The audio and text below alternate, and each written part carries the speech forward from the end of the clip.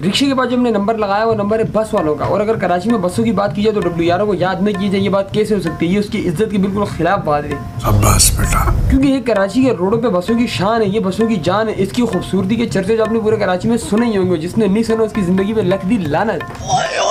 कराची के रोडों पर WR ना हो तो इसकी मिसाल यूं जैसे जग सुना सुना लगे। बिल्कुल कराची के रोड इस बस के बगैर बिल्कुल सुनसान है, बिल्कुल वीरान। बस के बगैर कराची के रोडों की खूबसूरती बिल्कुल बेकार है। बात करें WR की खूबसूरती तो इसकी खूबसूरती के ऊपर आज से ज्यादा कराची की आवाम फिदा है। इसकी चमक पट्टियाँ, इसके छन, इसके ड्राइवरों का स्टाइल, इसके स्टीयरिंग, इसकी हर एक चीज पे लोग फिदा है। ये तो होगा WR की बात। अब हम बात करेंगे तमाम बसों के बारे में।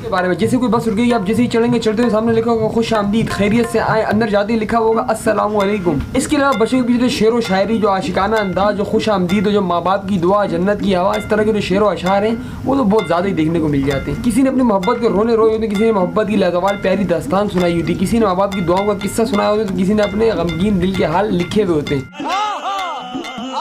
और आपने देखा होगा कि अक्सर गाड़ी के में कोने में लिखा हुआ मिलता है कि हमजा उस्ताद की याद में, शाम उस्ताद की याद में, आमिर उस्ताद की याद में।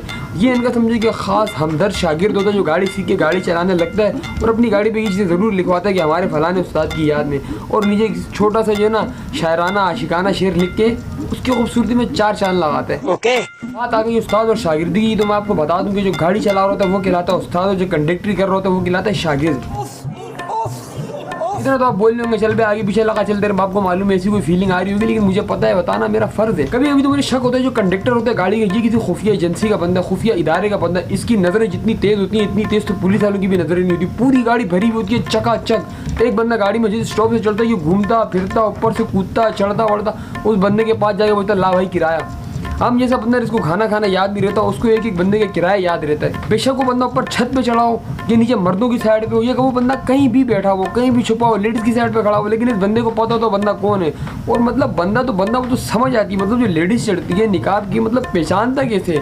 हमने तो ये सुना था कि बंदा अपनी वाली को पहचानता है, मतलब ये कंडक्टर कैसे पहचानता है दूसरी वाली को कि यही वाली चढ़ी और उसने किराया नहीं दिया। बड़ा हरामी हो बेटा। कंडक्टर के पास तेज अकल से ज्यादा बहुत ज्यादा तेज दिमाग भी होता है। पूरे नोटों की गट्ठी पकड़ना अलग, उसको संभालना अलग, किराया काटना अलग और हिसाब किताब बनाना अलग। वाह क्या बात है तेरी लोने की। जहां तो होशियारी की हम जितनी बात करें वो कम है। इतनी बड़ी बस में ऊपर नीचे कूदना, ऊपर चढ़ना, नीचे चढ़ना, किराया काटना, पैसे संभालना और मतलब अकाउंटेंट वाला दिमाग चलाना। भाई मतलब कितने हुए कितने नहीं हुए, मैं तेरा उस्ताद तू मेरा बेटा, ऐसी कुछ मतलब जो भी है समझ जाओ, बड़ा तेज है भाई ये कंडक्टर वाला लेवल। अब ये तो किसी किताब में नहीं। लेकिन मानो अगर बैंक में किसी अकाउंटेंट के साथ इस कंडक्टर को बिठा दिया जाए हिसाब किताब के लिए, तो ये उसको 2 मिनटों में फेल करेगा। बस हिसाब किताब से पहले भाई को थोड़ा सा लगवाना पड़ेगा बस।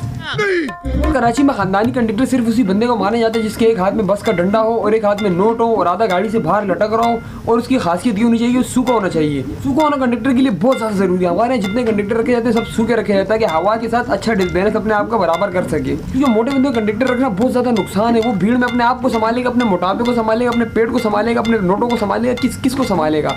तो इसीलिए कंडक्टर हमेशा सूखा रखा जाता है। ये बड़ी अच्छी बात कही आप। जबकि इसके बिल्कुल बरक ड्राइवर हमेशा मोटे हट्टे कट्टे और तगड़े रखे जाते हैं, ताकि गाड़ी के अलावा मतलब फड्डे वड्डे में भी दोनों बंदे पतले होंगे। ड्राइवर भी पतला होगा, कंडक्टर भी पतला होगा। कहीं फड्डा हो गया, कोई बीमारी हो गई, कोई मतलब आएगा पेल के चले जाएगा वहाँ पे फायदा। तो इसीलिए हमेशा कंडक्टर हमेशा पतला रखा जाता है, जो कहीं भी कोने खांचे में से निकाल के अपने किराया काट ले। और ड्राइवर हमेशा मोटा रखा जाता है, जो गाड़ी के साथ साथ अपने कंडक्टर को भी अपने बच्चों की तरह संभाले। कोई फड्डा वड्डा हो जाए तो उसका ख्याल व्याल रखे।